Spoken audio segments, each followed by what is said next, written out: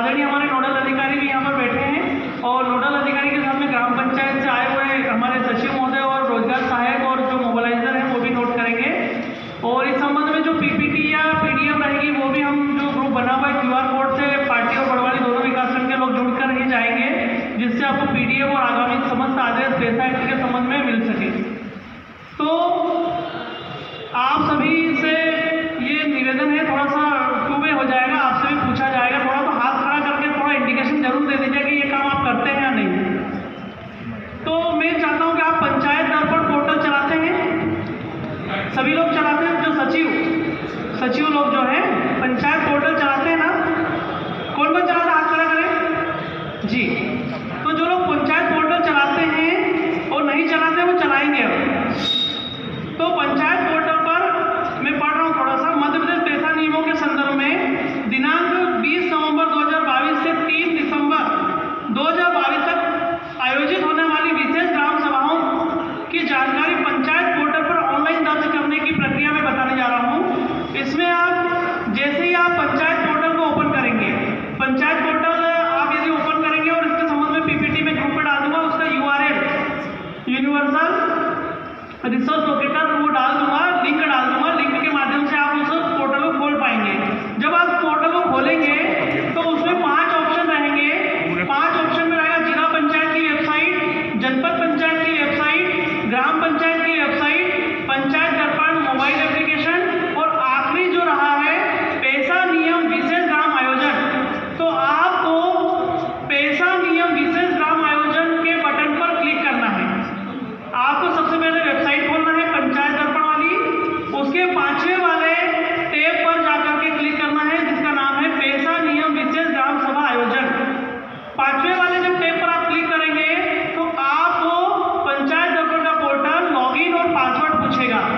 तो पासवर्ड और लॉगिन के लिए आपको रहेगा यह सुनिश्चित कर लेना है कि आपका मोबाइल नंबर पंचायत दर्पण पोर्टल पर खाते से पंजीकृत हो, क्योंकि जो भी हमारे सचिव महोदय हैं, ग्राम सचिव महोदय हैं या जो रोजगार सहायक है, उनका पंचायत पोर्टल पर या पंचायत दर्पण पर ऑलरेडी मोबाइल नंबर रजिस्टर्ड है खाते से। और यदि नहीं है तो आपको दर्ज करवाना है।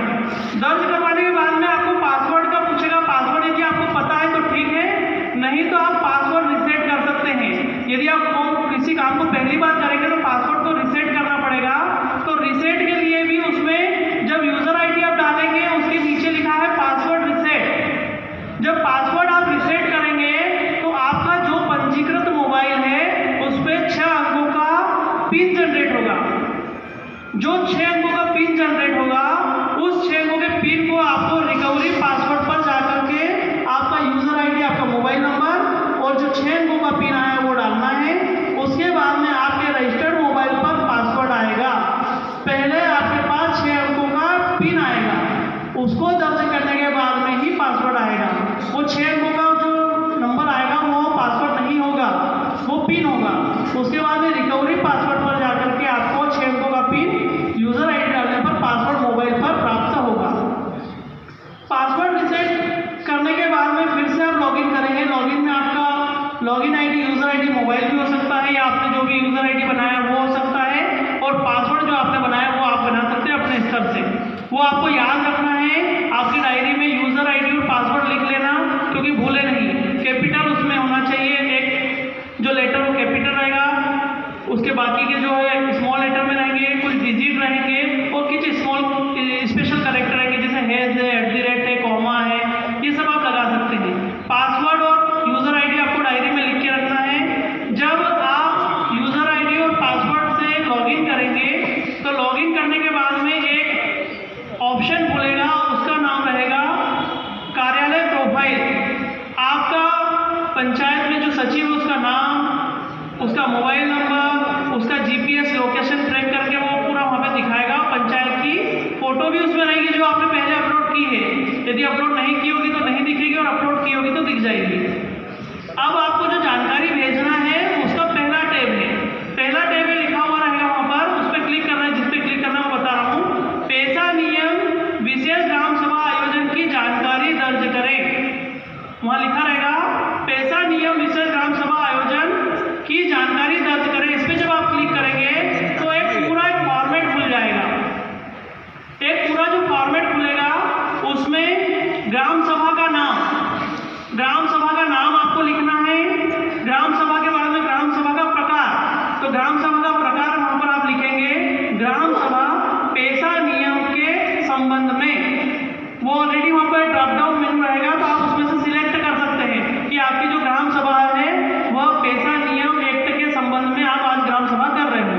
जिस भी संबंध में आप जो ग्राम सभा करेंगे उसका ऑप्शन वहाँ पे रहेगा।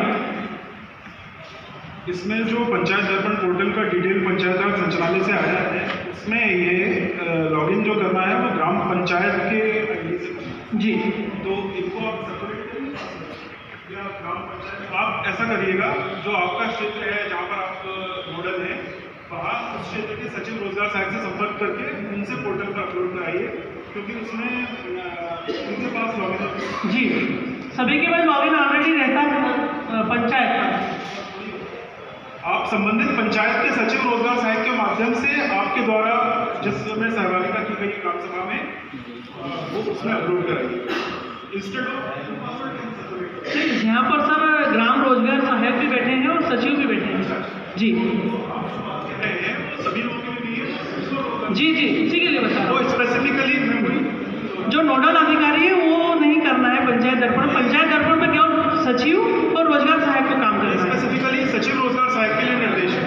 जी, तो आप जब उस टैब को क्लिक करेंगे तो फॉर्मेट खुलेगा। उस फॉर्मेट पे आपको ग्राम सभा का नाम लिखना है, ग्राम सभा का प्रकार, जिस संबंध में आपको ग्राम सभा करनी है, उसके बाद में ग्राम सभा की आयोजन दिनांक, जिस भी दिनांक को आप ग्राम सभा का आयोजन कर रहा है उस दिनांक को आपको लिखना है उसमें। उसके बाद में समय भी देना है कि आप किस समय पर वो ग्राम सभा कर रहे हैं, कि 11:15 के 3 सेकंड पे कर रहे हैं, तो पूरा उसमें घड़ी बनी हुई है, उससे आप समय सेट कर सकते हैं। उसके बाद में अध्यक्षता कौन कर रहा है, अध्यक्ष जो भी आप ग्राम सभा का बनाएंगे उस समय ग्राम सभा का गठन होगा। अध्यक्ष किसको बनाना है वो आप डिटेल्स हमने बता दिया है। जो भी ग्राम सभा का अध्यक्ष उस समय रहेगा, अध्यक्ष बदलते भी रहेंगे, तो जो जिस समय अध्यक्ष रहेगा उसका नाम वहां पर दर्ज करना है। ग्राम सभा का स्थल भी बताना है।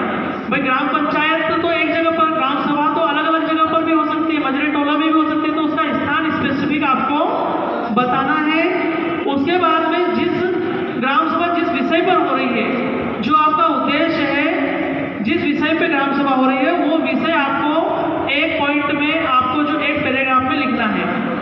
ठीक है, विषय के बारे में लिखने के बाद में आप अपलोड एजेंडा, जो ग्राम पंचायत में आपने ग्राम सभा की है उसमें आप एक एजेंडा लेकर के चलते हैं। वो एजेंडा जो आपने बनाया है उस एजेंडा को आप उस PDF फॉर्मेट में या JPG फॉर्मेट में अपलोड करेंगे।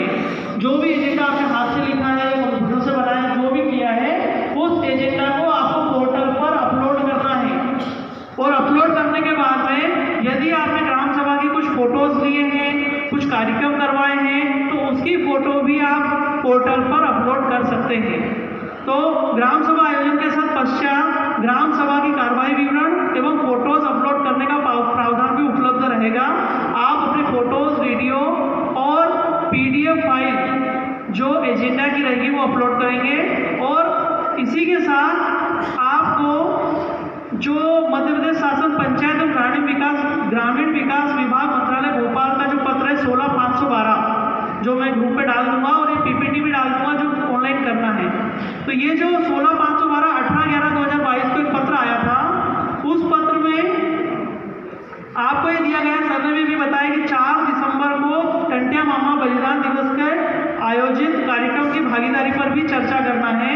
और इस लेटर के सबसे पीछे एक प्रोफार्मा बना हुआ है जो इस प्रकार है, ये ग्रुप में मैं डाल दूंगा।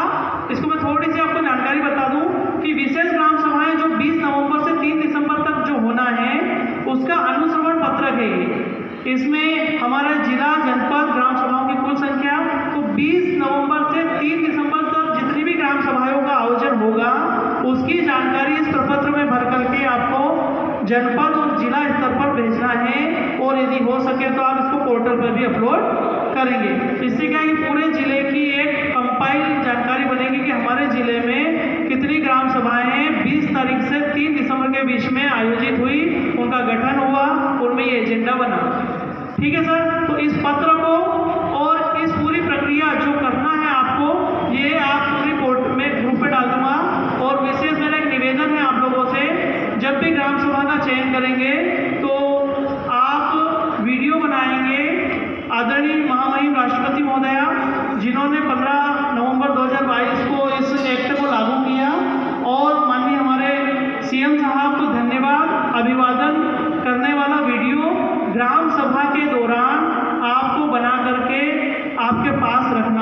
जब भी आप ग्राम सभा का गठन करेंगे, आपके सभी सदस्य मिलकर के महामहिम राष्ट्रपति महोदया एवं सीएम साहब के अभिवादन धन्यवाद का वीडियो बनाकर आप अपने पास रखेंगे, जिससे कि आपसे जब भी मांगा जाए वो आप ग्रुप पर पोस्ट करेंगे, जिससे हमें वरिष्ठ अधिकारियों को बताने में आसानी हो।